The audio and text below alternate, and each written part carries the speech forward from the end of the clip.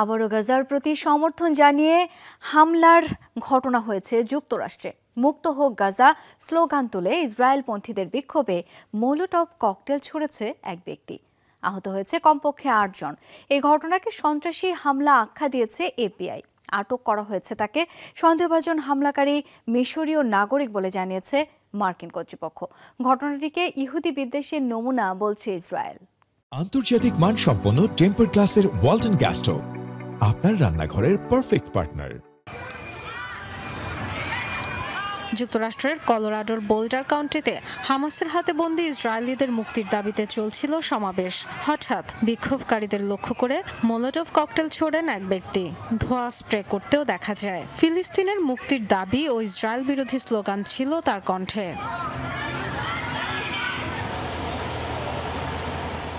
ধোঁয়া ও বিস্ফোরণে আহত হয় বেশ কয়েকজন। কিছুক্ষণের মধ্যেই উপস্থিত হয় পুলিশ। আটক করা হয় সন্দেহভাজন হামলাকারীকে। তার উদ্দেশ্য সম্পর্কে জানা যায়নি। এই ঘটনায় আর কেউ জড়িত ছিল না বলে মনে করছে পুলিশ।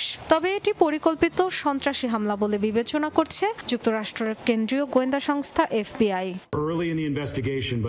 তদন্তের প্রাথমিক পর্যায়ে রয়েছে। সাপ্তাহিক শান্তিপূর্ণ একটি কর্মসূচিতে হামলা হয়েছে। এফবিআই ঘটনাস্থল পরিদর্শন করেছে। প্রত্যক্ষদর্শীদের সাথে কথা বলে বিষয়টি খতিয়ে দেখছি আমরা। প্রাথমিক পর্যালোচনা থেকে স্পষ্ট এটা পরিকল্পিত সন্ত্রাসী কর্মকাণ্ড। সন্দেহভাজন হামলাকারী ৪৫ বছর বয়সী মোহাম্মদ সাবরি সুলাইমান, মিশরীয় নাগরিক বলে জানিয়েছে মার্কিন কর্তৃপক্ষ। তার বর্তমান আবাস কলোরাডোয়। ২০২২ সালে নন ইমিগ্রান্ট ভিসায় ক্যালিফোর্নিয়ায় প্রবেশ করেছিল সে।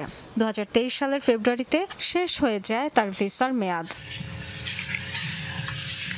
এই ঘটনাকে ইহুদিদের প্রতি বিদ্বেষমূলক হামলা আখ্যা দিয়ে নিন্দা জানিয়েছে ইসরায়েল। যুক্তরাষ্ট্রে ২ সপ্তাহেরও কম সময়ের ব্যবধানে ইহুদিদের লক্ষ্য করে দ্বিতীয় হামলার ঘটনা এটি। গত ২১ মে ওয়াশিংটন ডিসির জিউইশ মিউজিয়ামে গুলি চালায় ইলিয়াস রদ্রিগেজ নামে এক ব্যক্তি। নিহত হন ইসরায়েলি দূতাবাসের কর্মরত ২ জন। ডরথি দাস্ট্রিন, যমুনা নিউজ।